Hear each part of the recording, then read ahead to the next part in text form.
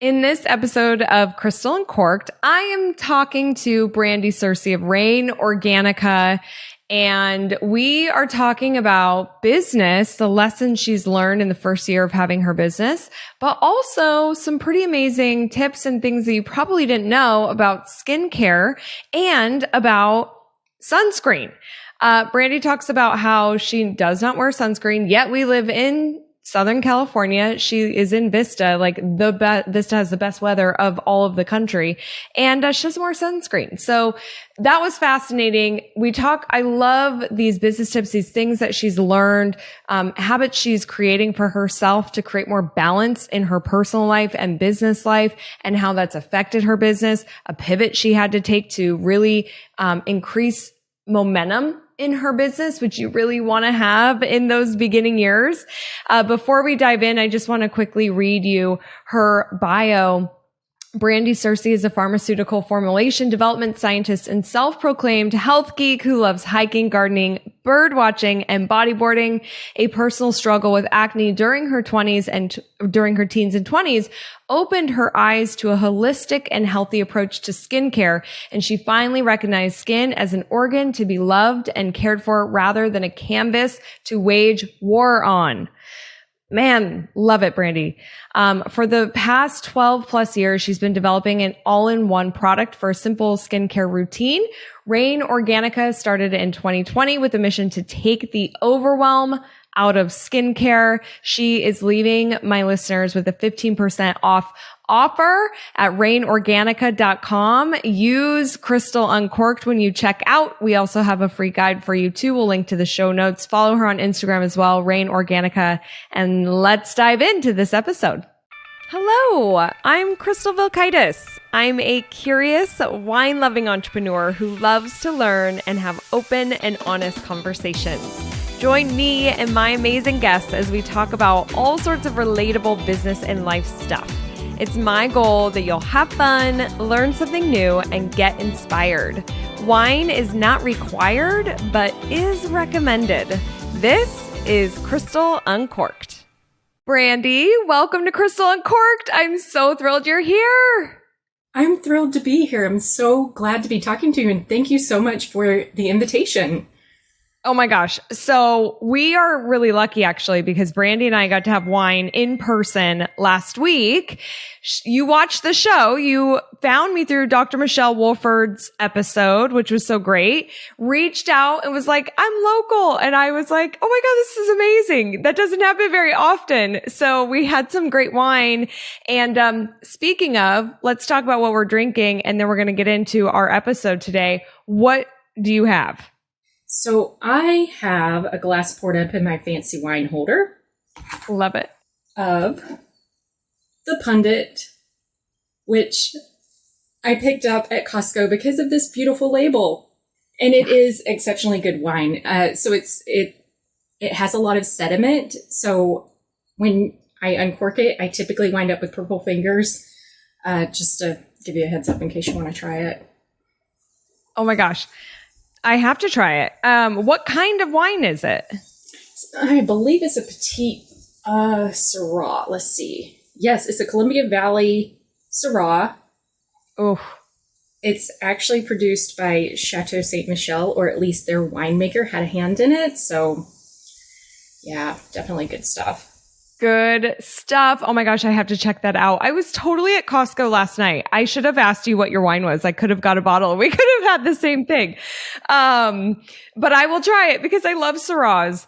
I am drinking, it's a blend called Three's Company from Akash, which is a winery in Temecula. Got the opportunity to go there and interview the winemaker. It is, I always say like 14% higher, the bold wines I really love. This one's 13.9, almost there, but it's just like so bold and smooth. It's amazing. So Brandy, cheers. Cheers. All right. So like I said, Brandy and I had the opportunity to get some wine last week, chat about all sorts of stuff. I mean, like, I don't know if you felt this way, Brandy, but as an adult, you don't really meet new people and like go out and you don't know them and like network and kind of learn. I feel like I did that a lot as a kid or when I was like, in my 20s, kind of like I went to every networking thing I could possibly go to. But now with COVID, we don't have a whole lot of those yet. And as an adult, you just don't always make new friends and find new people. So that was such a treat. It was such a treat for me as well, because yes, outside of work and outside of the neighborhood, I don't really get out much. So it was it was awesome treat for me as well. And I feel like I had the upper hand in that because I knew you some from listening to your podcast. Right. And of course, I love that you're drinking Akash wine today because I listened to that episode last week. Oh my gosh. I love it. Oh my gosh, Akash. I love it. It really was a good episode. I mean, that was so amazing that he let us do that right there in the vineyard. You have to try their wine since you're local. And when we were chatting, we were talking about like you just started your business in 2020, last year. Yeah. And of course, like all business owners, there's a million things that you learn. You picked one hell of a year to start a business. That's for sure. But that really can be a great time. I mean, I'm just such a believer, and I said this on a previous episode, like through crisis and pandemics, we really can have innovation and breakthroughs and some really amazing things. It's not a reason not to start one, but you just did it was an interesting year. And I would love for you to share some of those lessons that you have learned over this past year of owning your own business. Before you do that, will you just give my listeners a little bit of a background of like what made you start your business, Rain Organica? Sure. So I started struggling with acne during my teens and into my early 20s. I tried literally everything on the market. I mean, my mom is a registered nurse, and I grew up in South Georgia. She is such a great mom. She took me to, I think, every single dermatologist in the southern half of the state to try to figure out something that would work for my skin. And I wound up on a course of Accutane, started having some side effects that they weren't life-threatening, but they were scary enough to make me decide that I was going to stop treating my skin like a battleground and start treating it like an organ to be loved. And with that, I put down the Accutane. I didn't finish that course of it. And then and there, I did a 180 with what I was putting onto my skin. So I would diligently spend hours. Now, this was back in the early days of the internet, before the days of smartphones. So it was a lot harder to do research, especially on the fly, like when you're standing in a store picking up and looking at ingredients lists than it is now. However, I would still spend, I'm serious when I say hours, going through, looking at the ingredients list, inevitably putting things back because there was either something that I knew would cause my skin to break out, or there was something in it, usually something that was photosensitizing, that I didn't feel comfortable using on my skin, so I would set it back. I did this for a few years until 2008. In 2007, I actually landed a job in formulation development and found out that this realm existed because there are very few universities where you can get a degree in formulation development. To my knowledge, there's only one in the country, and that's in Texas. And of course, back then I had no idea it even existed until I landed a job in that area. And yes, it was a job in pesticide formulation, completely remote from skincare formulation. Still, the basic concepts are the same. And knowing that this field existed, I just started avidly researching it and bought some ingredients and started making my own skincare. That was in 2008. Finally, in 2020, I decided to launch my own skincare company. And yes, this sounds a bit crazy for many reasons. COVID is one of them. The other reason is the skincare market, many would say, myself included, that it is oversaturated. So what could yet another brand really add to the market? I feel like what Rain Organica offers that is completely lacking in the market is simple, basically a simple way to select skincare without it being overwhelming, and a simple skincare routine. Which it is completely overwhelming. And it's so funny. My dad recently was like, you should get into the cosmetics industry. That's the longest, that's been around since the Egyptian times. And it's such a big industry. And I'm thinking it totally is, but it is so competitive.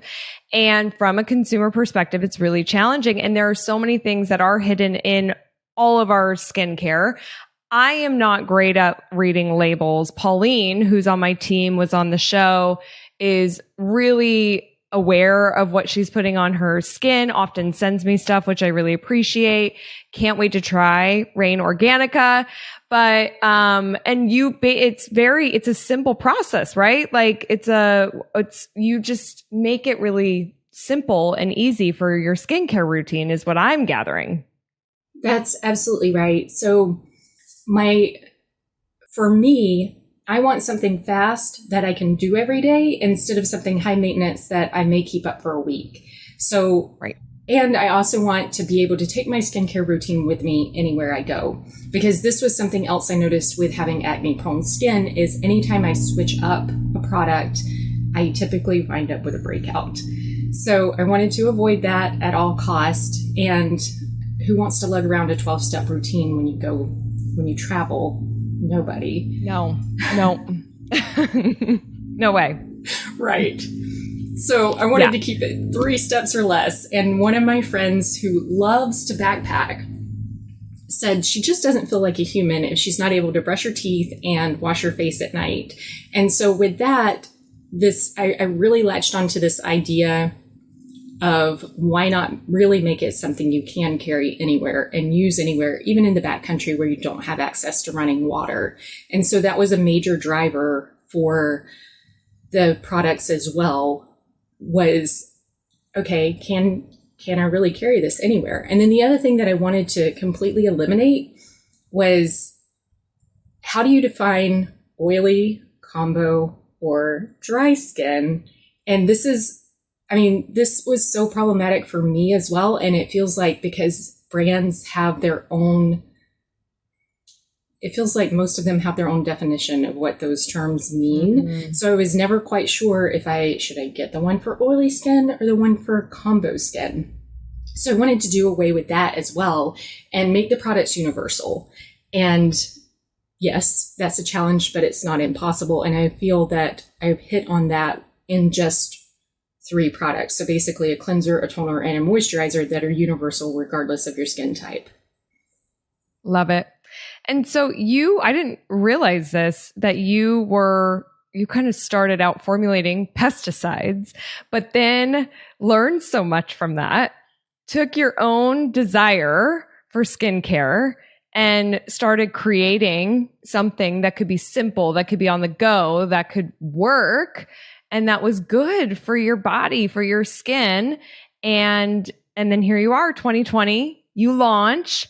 And I know that you definitely had some learning moments. And it sounds like one of those big ones was around branding and the brand and the messaging. I would love for you to kind of take us through what happened and kind of your aha moments, because it ended up being really powerful for you to learn that early on.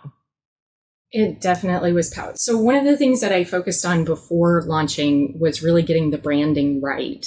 So I spent a lot of time defining my ideal customer, figuring out who she is, and figuring out the conversation that I wanted to have with her.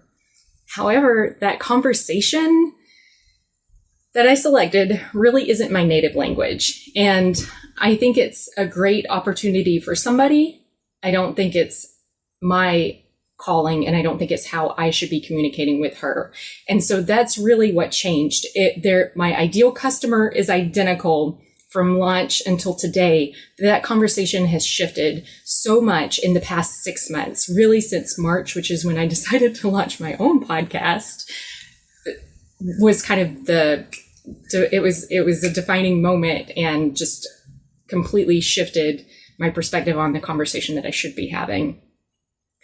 And I read something recently that says, to be heard, you must speak the language of those who listen. And I feel like that is so profound, and it speaks so much to me, because I think initially I'd selected the wrong conversation. And while Rain Organica had some initial smaller wins, and really the brand launched with a focus on having the conversation with people who hike and people who backpack. And what I discovered, at least, and I'm not saying that those people aren't out there, I'm saying what I've discovered through Instagram and my own personal journey is that most of those people are extremely extroverted. Most of them have flawless skin by the grace of God. And they don't have a whole lot of health problems. And my native language is more functional medicine, more holistic health, more even Western medicine, science. All of that is more my native language. It's not, where are we going to go hiking this weekend? So you were having the wrong, you identified this, what I always call your PCGs, your perfect customer groups. So one of those, that avatar, was this girl who needs to be easy, but she is hiking and she cares about her skincare. And as you were moving into talking to that person, you were like, whoa, this is so not the person. This is not the conversation I want to be having. I want to have more, almost like a deeper conversation and talk about other things. And then that is part of where your podcast launched March of this year, right? Right. Which we totally started in the same month. There must have been something happening energetically there with the stars. I'm very much into astrology for us to be like, we're doing it. But yeah, I mean, you learned, but this is something we talked about at Wine. It's like, one thing I just love is that you didn't wait till you had it all figured out. You just move forward. And that's where, how else are we ever going to know without just doing? And so you launched, you thought you had this perfect customer in mind, but she changed, which is so okay. Anybody listening to this, that is so okay. Things evolve, things change as we learn. And then you got a little bit more clear. And then what kind of happened? Did you feel like you started getting momentum after that? So I definitely feel like yes, because so to answer your question simply, yes. So a few things happened around that March timeframe. I started reaching out heavily to podcasts as well to be a guest on other podcasts. And the problem that I was finding, of course, was, first of all, people in the hiking space aren't really looking to talk with people that are in the skincare space. And then sure. And then the second thing was that the heavily skincare podcasts themselves, there's so much competition there. And why would I want to go on a show that every episode they're interviewing somebody in skincare? I have no desire to do that. So instead, I started reaching out to functional medicine, and that was kind of part of that. Well, that coupled with the fact that that's the only thing I'm going to be talking about on my podcast, because that's where I can't imagine doing a podcast long term where we're talking about hiking and backpacking and gear. Right. But I can't imagine a long-term podcast where we're talking about health. Cause again, this is just, so I started reaching out to these functional medicine people and started having, and they, of course, I mean, it's just looking at the number of people I've reached out to in that space and the number of accepts I've gotten, I think I've only gotten one person decline me. It's amazing. And not only that, but when I go on these shows, at the end, their jaw's on the floor and they're like, okay, this is incredible. And I'm like, okay, thank you. Thank you. It's validating, which is something else I feel like we need as entrepreneurs, because it's tough out there. Oh, amen. It is, because it's just you. Yeah. You are just, and you're like, okay, does anybody, I mean, on so many levels, it's like, with content you create, whether it's a podcast or social media, it's like, is anybody liking this? Am I helping people? Like, are we on the right path? And then you're trying to create something people love and build your brand. And then you're trying to sell and you're wearing the marketing hat and it's so much. And especially in the beginning, it's just you typically. So yeah, you need some of that like recognition and some of those wins. And I love that you started getting that from these other shows that you were being on and just getting out there to really build the brand and talk more, just really align with where you need to be to really let your expertise shine through. Yeah. And honestly, it was the same way with podcasting as well. I didn't know what I was doing, like even how to start a podcast. And one of the reasons that I started that as well was to improve my public speaking ability, because I'm really good, believe it or not. When I have a presentation, I'm really good at presenting. But this kind of back and forth forum, that's a little bit, I don't know, I'm an engineer, and it's true that Office Space thing about engineers needing a communicator for the people, that is so true. So, so anyways, there's also that. You're trying to take I'm taking me as I am and trying to wear all the hats and also do the communication properly as a quote unquote normal person. And right. Yeah.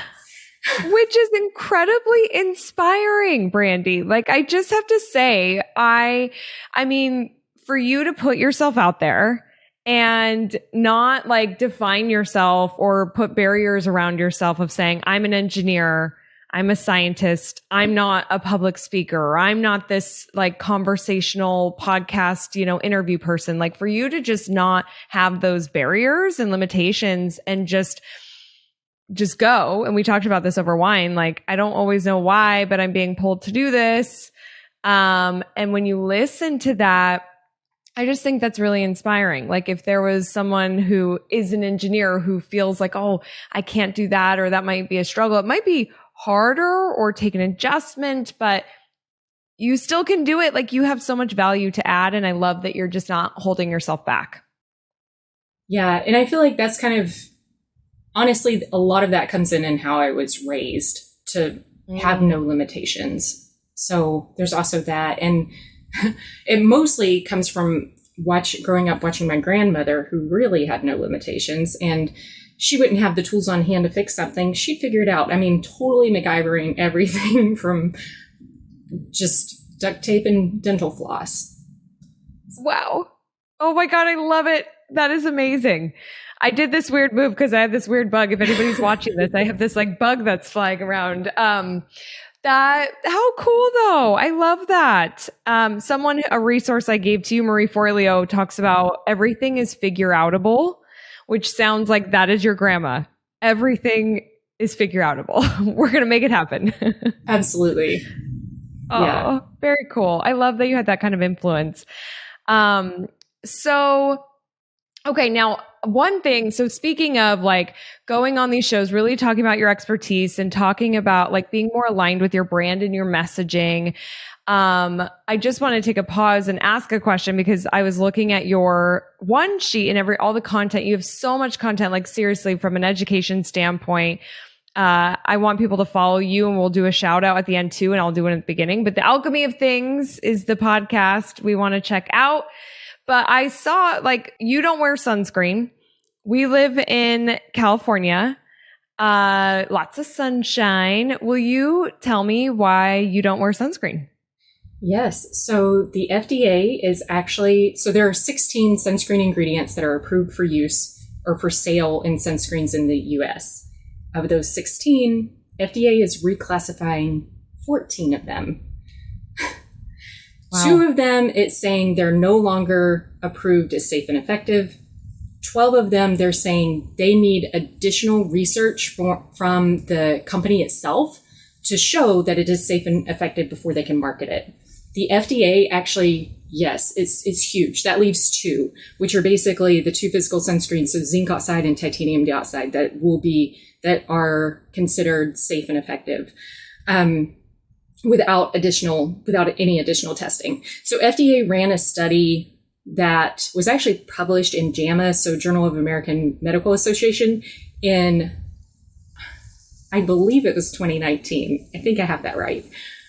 Believe it or not, FDA actually runs studies on occasion themselves. They lead studies on occasion. And this one they performed with 24 people who were using one of 4 different sunscreens that contained avobenzone as the active. And what they found was that in the individuals, avobenzone was making it into their bloodstream. Chemical sunscreens and physical sunscreens also only work when they sit on the surface of your skin. They do not work when they soak into your skin. And not only that, but a number of the chemical sunscreens are endocrine disrupting. Specifically, they disrupt the reproductive hormones, so either estrogen or testosterone or one of the other hormones associated with reproduction in males and females.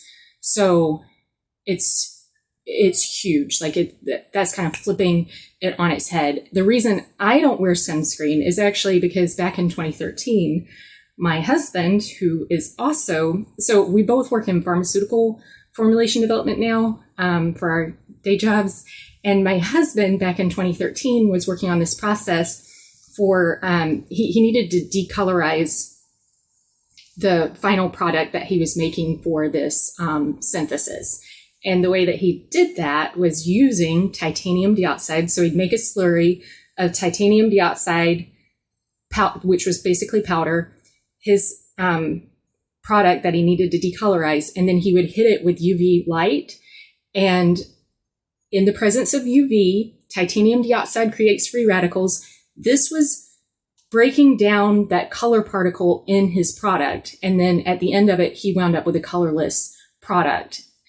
So I saw that and I said, what are we putting on our skins? I stopped wearing makeup at that point. Like I was so appalled. I straight up stopped wearing makeup. I stopped wearing sunscreen and I started wearing antioxidant sprays instead. Wow. That is insane. It was insane. Yes. Straight up scary. Like he's got a patent for that now. Wow. Yeah. Wow. But it was straight up scary to actually see it, because I'd walk into the room and I mean, we're talking this it's the color of molasses. And then at the end of it, it's colorless, like in the tank stirring, and it's colorless. And wow. It was amazing. Yeah. I love how you then just jumped into action and were like, no way, I'm changing what I'm putting on my skin. And then I'm going to make something ultimately that will help other women, and potential and men. I mean, it's insane. That's the thing that I know there's more education. I feel like there's more education coming out over the past couple of years from an environmental standpoint, sustainability, clean, green. We're seeing more of that. We're having more of those conversations. But there's still so much that's being sold to us that we have no idea. It makes me want to go look at all my ingredients, and I'm probably going to be sad when I find. Oh, that's fascinating though. Do you have a spray that you sell then for sunscreen? Yeah, so antioxidants and sunscreens work differently. The antioxidants the antioxidant spray offered by Rain Organica has not been subjected to any kind of SPF rating. However, basically any antioxidants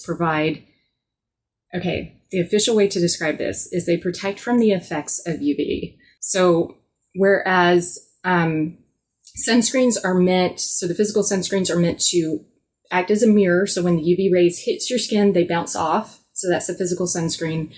The chemical sunscreens, when the UVA hits your skin, they should hit the chemical sunscreen barrier.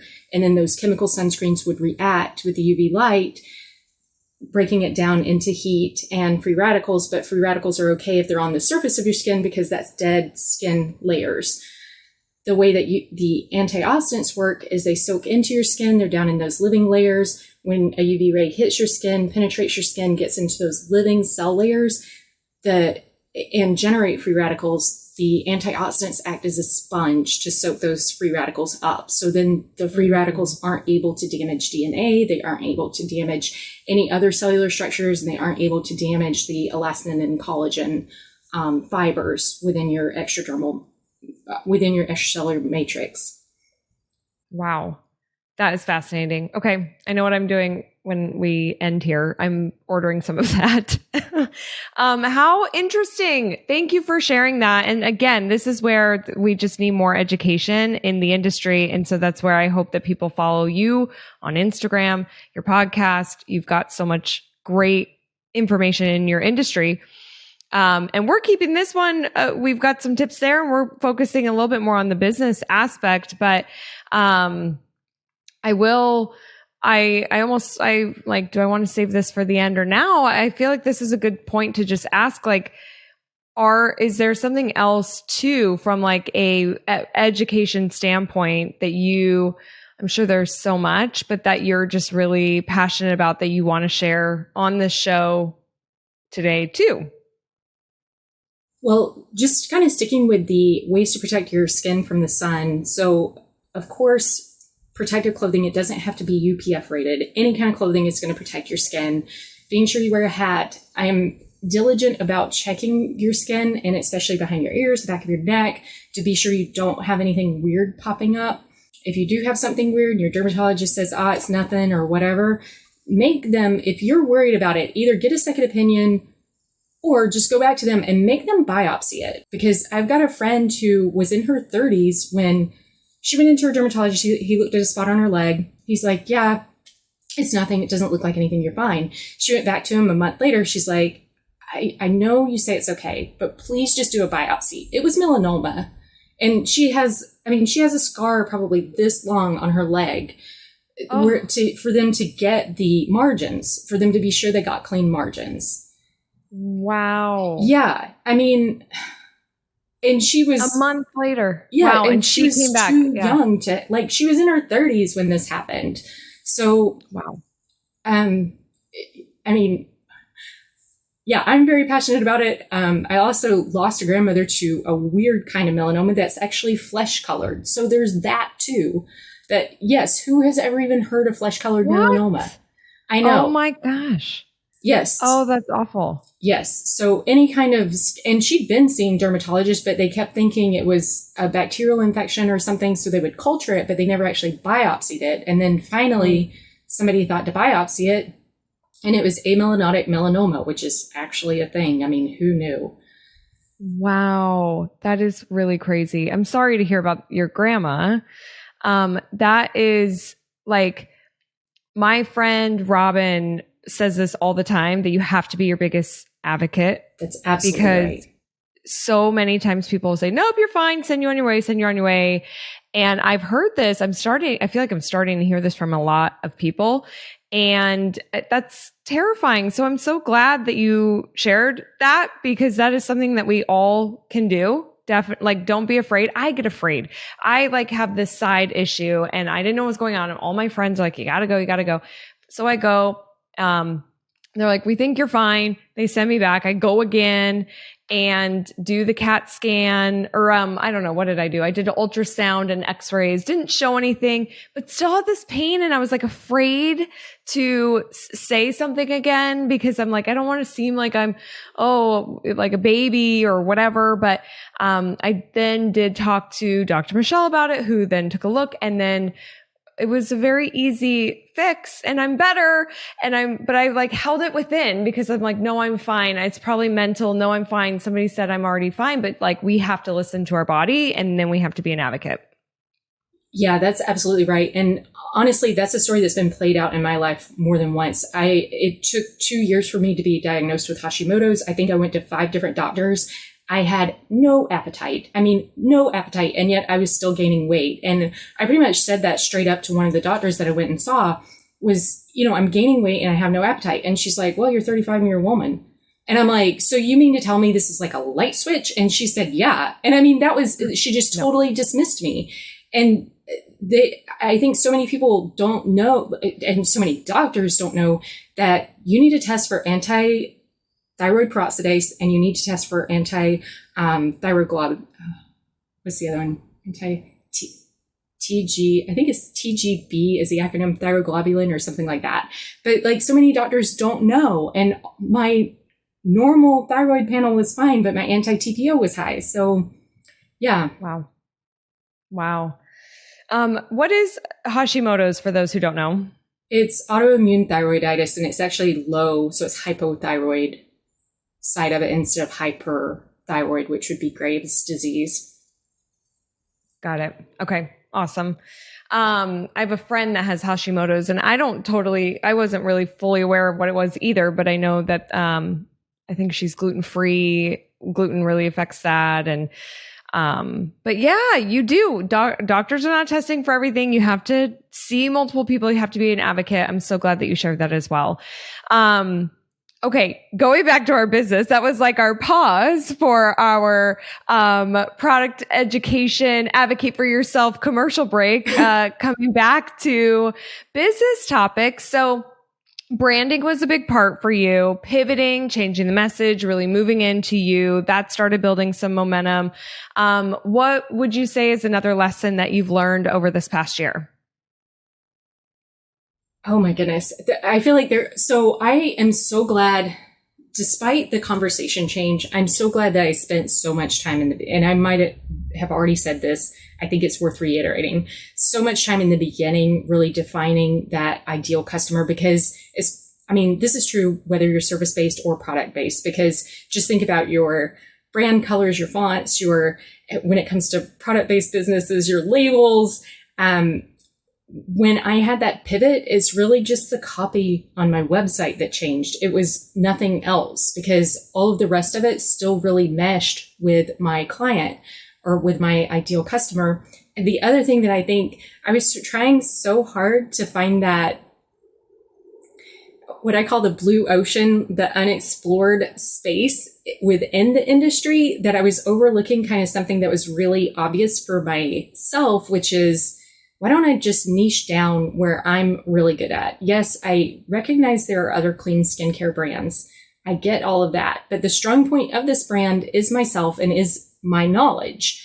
So with that, I just needed to niche down and actually make it known what I can share with the world. And I at this point, I have so many stories that aren't necessarily even skin related, but they are health related, that I think can help so many people. And this goes back to the point that, you make it so often on your show is, yes, it's be yourself and share what you know and share what you feel called to share.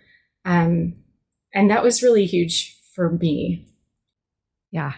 Yeah. And you don't always know why, right? It's like this weird push of like, supposed to do this. I'm supposed to keep going. I don't even know. I talk about this with the show. I don't even know exactly where I'm going with Crystal Uncorked. I have some ideas for sure, but it's like, I don't know. But what I'm being told right now is to stay the course. And you were so being pushed to do certain things. And I think like that's kind of the excitement of it all, right? Is that we don't know, but we just have to listen to ourselves and stay true to ourselves, which you really moved into that. And then be consistent and keep showing up. And then we are shown. And I think it's often something that we could have never even imagined, like that's why you couldn't have seen it, because you couldn't quite imagine that to be real or true or, so you just have to listen to those little nudges. Yeah. And so I'm reading this book right now, Braiding Sweetgrass. I don't know if you've read it, but we talked about it last week, so I know you haven't read it. But anyways, one of the stories that I love from that is, so this medicine woman goes out. She had a dream the night before that she needed to take snake root with her to this village the next day. And it was weeks before the snake root was even supposed to be up, but she went out looking for it anyways. And so she was raised to never take the first plant that she finds, because it may be the last plant. So she happens to notice a snake root growing up, and she just walks over to it and she acknowledges it, and then she carries on and she looks for a while longer and she can't find any more snake root. So she decides to return home, and on her way home she realizes that she's missing her little red shovel, or her little red trowel. So she turns around to go back and find it, and it's got a red handle, so it's easy to see. It had fallen in a clump of snake root. And I feel like so often that's exactly us. It's when we do what we know, and when we follow our ethics, we just land where we're meant to be. Yes. Oh, I love that. It's so true. It's alignment, right? And I think it's so easy when you're in business to, like, you were trying to look at that blue ocean, and it maybe took you a little off course. Like, if we really just look within, follow those nudges, follow our heart, be true to us, our ethics, we land where we're supposed to. We land, is it called snake root?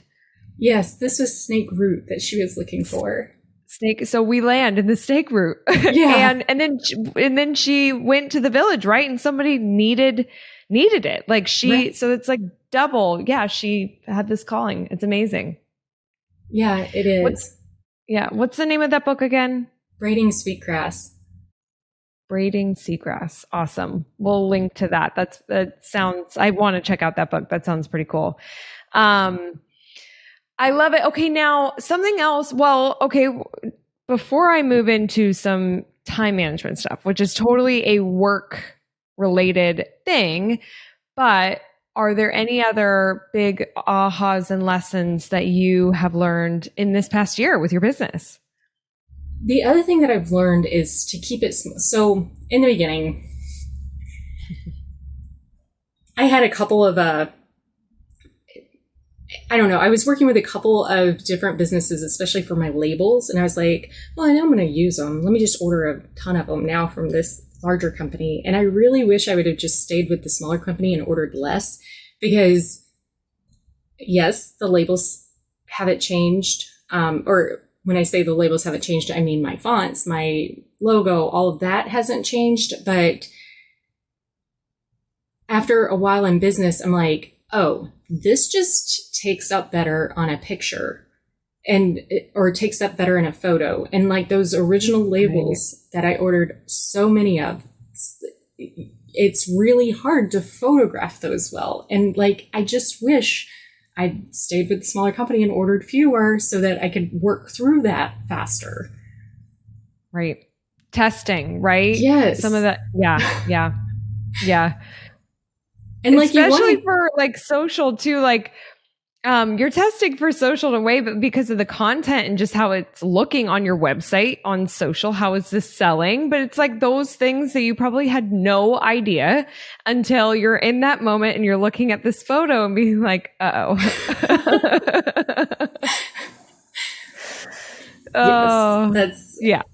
Yes, that's exactly how it was. And so I wish I'd stayed small in that area for longer and really taken more baby steps, because that's kind of all me, is like, oh, just go all in. Right. Well, and I think when we're excited about something and we're passionate, we're starting it, we're doing it, and we're like, I am fully committed.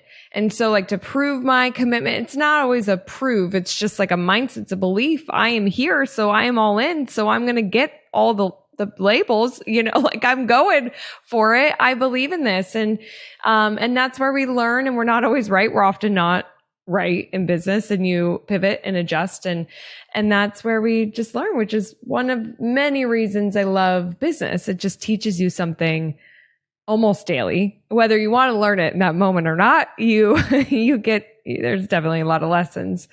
What else for you? Well, I love what you just said, because I mean, that is one of the biggest things that's one of the most awesome things I think about being a business owner is, and especially with any kind of small business, honestly, is because things aren't set in stone. And so it is so easy to move and adjust and incorporate new lessons. And you don't have that same opportunity really, like when you're stuck working in a large organization. Right. No, you don't. I can't imagine working for a corporation now, being in this. I've never really worked for a big corporation, I guess, but being able to be agile and make changes and shift and do what you need to do and have that flexibility, I really appreciate. And you can get so slowed down when you are in those bigger, corporations and organizations. So, and you said set in stone. I know that you have a saying that you like that's similar to that. Oh, when we know better, we do better. Oh, yeah, that's not even mine. Right. Yeah, so I've got to give credit to Stephanie Sipter for that one. That's like her motto. That's how she ends all of her podcasts or all of her newsletters, one or the other. And I just love it. Like, I haven't told her yet, but I'm going to steal it. So she better go ahead and copyright it. Yeah, seriously, but it's so true. It's so true. I want to say it again. When we know better, we do better. Absolutely. And that's where I am such an advocate for learning. I love learning, and I'm just naturally a very curious person, but you always have to be learning. And especially I think today with such fast advancements and there's so much going on. And so the more we know, we can do better. So I love that. I'm sure there's probably 5,000 other lessons that you've learned along the way, maybe even just this week. That's the nature of doing business and being an entrepreneur. But I do want to shift gears a little bit because we had a good conversation too about time balance. And I think that this is something that a lot of people struggle with. I get really frustrated with Dustin. My boyfriend, I feel like he's on his phone a lot, but he is a realtor. He has a couple other businesses. He's so attached to it. But we were having a good conversation about just the balance, because it's very easy to get especially when you're building a business, you're all in and your head is down. And there's an element of that needing to happen. But of course, you're not wanting it, you don't want it to be at the sacrifice of something that's very important. And you have to have balance. You just have to. It's not sustainable. You will have breakdowns. And so being more present in the personal life, I think can actually bring a lot more to your business too. But I would just love kind of your take on that, kind of having a work-life balance. Yeah, and this is really tough, I feel like, because right now I'm juggling a day job along with this. And I know early on in the business, I was and this is a conversation I feel like I've also had with other entrepreneurs as well, okay, let me just speak for me, but just know that this is also what they're saying as well, is that even when I'm off, I'm still on, because I'm still constantly thinking about it. And I had some really harsh reminders of the fact that time is finite and you better make the best of what you have now, because you really don't know if you're going to get another chance. So with that, I've made a kind of a conscious effort to put up boundaries. And what I started doing now, my mindset I didn't focus on the mindset shift to begin with. What I focused on was just setting up boundaries. So for instance, upstairs is a cell phone free zone for me. So, and especially certain rooms of the house upstairs are cell phone free zones. And in addition to that, it was doing something simple like not taking my cell phone with me on the weekends. I've started not taking my cell phone with me when I leave the house unless I'm going to work. Well, I say that. Let me say, anytime that I'm with my husband, I'll leave my cell phone at home, or at least make an attempt to leave my cell phone at home. So that was huge, because that removes that need to constantly check email, constantly check social, all this kind of thing. And it didn't happen overnight, but what has happened over time is that there has definitely been a shift in my mindset so that I can actually be off. The other really big thing that I'm still struggling with is shutting down the computer at the end of the day. So again, I'm just trying to cram as much business stuff as possible into the day after work. And there's kind of a time and a place for that. And it's shutting it off and actually getting ready for bed. That again, I'm still struggling with, but just the cell phone alone, I've noticed, and I cannot believe how big of a difference it's made, because I was having conversations with other business owners and they're like, if I weren't thinking about my business during my free time, I don't even know what I would be doing. Like, I have forgotten how to have fun outside of this anymore, like actually have hobbies and stuff. So yeah, I mean, I'm kind of the same way, or was definitely the same way. And on weekends, like if we're not doing anything, if we're not going out, I'll say, okay, well, between these hours, and I'll make it a block of time, like 5 hours, I can't be doing work stuff. I have to be doing something else. So yeah, but it's crazy how the mindset shift came after I implemented those restrictions. Right. I know. It is pretty crazy. And I feel like there's somebody who might be watching this or listening thinking like, what? But I love what I do. I love it. It's not work. I love it. But and everybody has their own take on everything and different things that work for them. I will just say I was like that too. And my boyfriend be like, you need a hobby. And I'm like, what? Why? Why do I need a hobby? It like never even crossed my mind. I'm like, I have my business. Like, I don't need a hobby. And I loved it. And I was doing a lot of it. And then I got really good at delegating, building a team, delegating, creating more space in my schedule, which can be so filled with like thinking. You really are never off. I feel like when you own a business, it's constantly like happening in your brain. But I did have more time. And then all of a sudden I was like, oh, you're right. I need a hobby. Like what am I going to do with my time? Like I do need something. So that was a big aha. But like even you saying cell phone free zones and then leaving the house without it, because then there's no reason for you to check because you absolutely cannot. And I bet you have those moments of like, you're going for the phone, but you're like, oh, didn't bring the phone. Don't need to look. Okay. I am present. I am here. Like, does that happen to you? That definitely happened in the early days. Yeah. I feel like, I don't know. Oh my goodness. Like, I feel like it's been such a habit for so long that I'm actually kind of surprised how fast I was able to break it. And then I'm thinking, well, maybe I wasn't as far gone as I thought I was. No, but you know what? I honestly think there is something to that. I'm so thankful you're saying this, because I think that we have this thought of like, there's no way I could leave the house without my phone. There is no way I can't take it to bed with me, or I'm going to go somewhere or whatever. Like, we're so attached. And I think especially the youth, like our younger generations.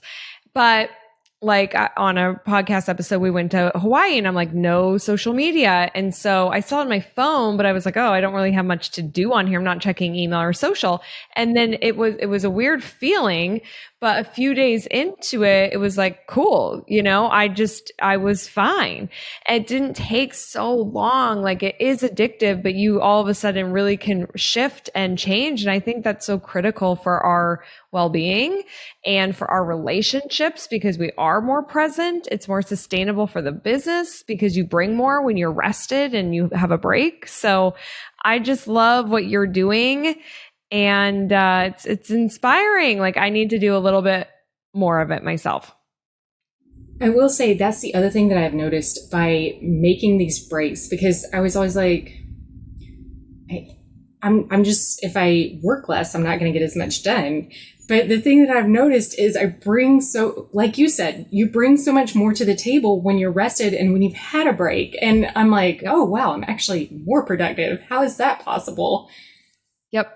Hands down. And that is such a or like whatever the word I want. Like, people don't see it that way, misconstrued like thought, where you do think I have to work, I have to hustle, I have to go all the time. That's how I produce. That's how I'm on top. That's how I win.